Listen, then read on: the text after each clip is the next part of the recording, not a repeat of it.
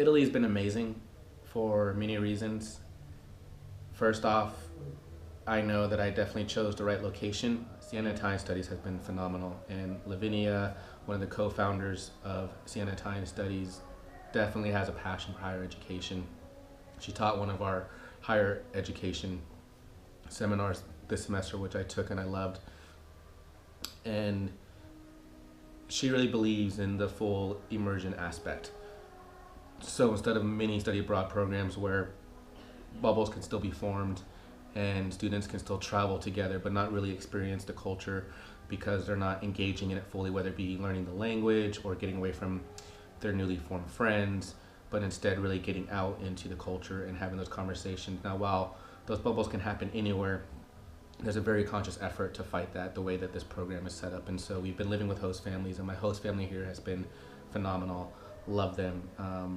Anywhere from getting tea every morning to having my laundry done every 2 days. But frankly, just the laughter that we share and the moments that we've had has been amazing. What I loved about Siena Italian Studies and my time here in Italy is that it's been a very, very self-reflective process again, and something I wasn't sure that I was going to have fully. You know, I think that I always tend to reflect on things that happen to me and have this reflexivity, reflective moment that I tend to look at.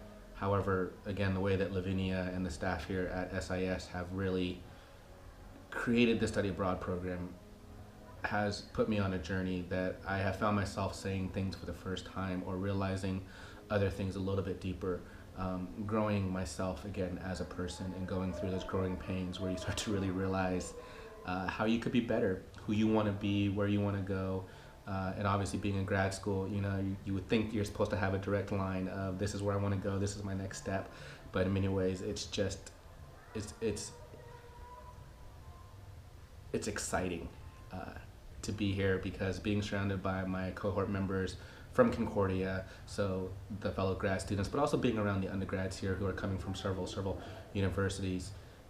So for those who don't know, SIS again is a study abroad program, and so we had about 40-ish undergrad students as well coming from all over the country to study here in Italy at SIS, and then there were 6 of us in my grad program, and so we mingled together as we learned Italian and really got involved here in Siena, and so I bonded pretty well. And so again, with that, that's what I mean when I say that it's been a very reflective process for me, because again, hearing more people talk about what they want to do, why they want to do it, and something that I used to love asking was, what is your passion?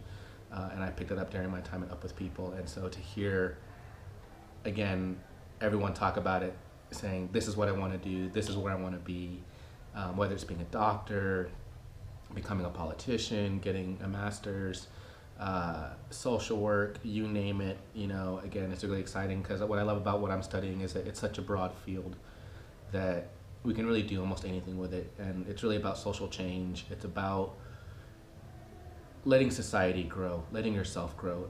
And that's like the bigger point. And so for me, what I've really started to discover from here is I have a huge passion for higher education. I never really labeled it that, but I've learned that what I used to call leadership is actually higher education in many ways. I think both are still separated, yes, by definitions and getting more into it, but I've realized that the things that I find really passionate about leadership theory, facilitating leadership workshops or programs and personal development is starting to come through as higher education. I'm also part Navajo and grew up on the Navajo reservation. So I've always wanted to try and figure out how to bring more opportunities to my people, knowing the opportunities that I've been afforded, but also recognizing the opportunities that weren't fully there for me as I grew up when I was younger. And so to see how higher education and how important education is, and really starting to realize that more now. You know, I think it's one of those things that you always heard or hear, and I definitely know that it's something that I was prone to. I mean, I can say, you know, higher education was always an option for me, and I had the opportunity to say no. In fact, I gave away a scholarship, or I forfeited a scholarship to do my gap years, and no regrets, because again, I had some of the most impactful moments. I saw poverty, I experienced emotions that I never really felt before, that here in Italy I found a lot of that being replicated. And so while being here in Italy, for instance, something that I said for the first time actually to my friend Rowan when she came to visit me, and she was one of my interns in Up With People, but more so a really good friend of mine. And we were sitting in the piazza um, here, and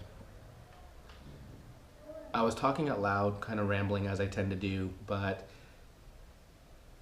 we were talking about how I'm picking up Italian, am I studying it strongly, and different language expectations around Europeans and Americans. And what I found was interesting was I was telling her how it's funny because, you know, you have to practice the language, you have to go out there and just really try, even if you're failing and sounding stupid. But um, the point I want to make and what was most impactful for me within that conversation was that I used to be really big about Navajos in my area speaking English well, and I'm definitely not the best speaker out there.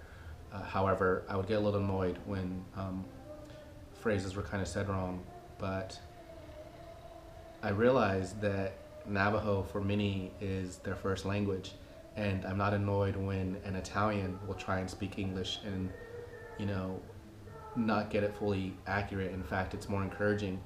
But I realized that I had my own stereotype and my own prejudice about my own people and getting them or having English being spoken well. And even now saying that to you is probably a little bit me being a little bit more vulnerable than I'm used to, but I think it's important to say for my own growth that I realized that here,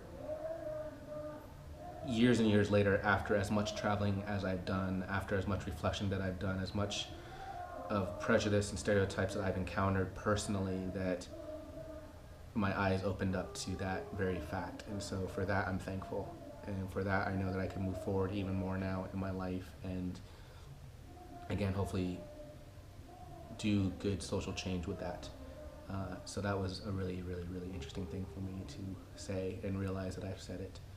I read in an article how, you know, traveling makes you essentially realize what you do and don't like, and for me that was food. I was very, very picky when I was younger. My mom was extremely worried when I went my first gap year. But again, I was trying foods immediately outside the gate. I definitely was still cautious or worried as I approached certain foods, but I did it. And even coming back into Italy now, again, I don't drink coffee, but it's a big deal here in Italy. And so I've tried it, and I've actually continued to try it. I don't know if I've necessarily adopted it as a regular habit. Sorry, Mike. But it is something that I've enjoyed indulging in. Same thing with wine. I wasn't a huge wine drinker, but again, something pretty important in Italy apparently. That I think I've grown a palate for wine, and when I used to kind of shrug at it or think it was bitter or different taste, you know, I can now try wine gladly and finish that glass. Or tomatoes, as weird as that sounds. I'm not a huge fan of tomatoes, but again, when I get a good kebab from my favorite place here, I'll put them in there. Or Italians use tomatoes a lot even. That I remember sitting there at the dinner table once thinking, I don't like tomatoes. But then I stopped myself and I was like, you know what? But I don't know if I don't like tomatoes in Italy. And so I tried those tomatoes, and sure enough, I finished them. And since then, I've pretty much finished every tomato that has come across me. Some few exceptions, yes, but again, I'm exploring more of what I like and don't like, even though, you know, I could have made up my mind 10 years ago, 5 years ago. Just being open again and saying, I think I know what I don't like, and then exploring that further. And yeah, it's been fantastic. And a new saying I've picked back up is stay curious.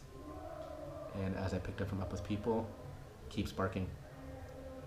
Ciao.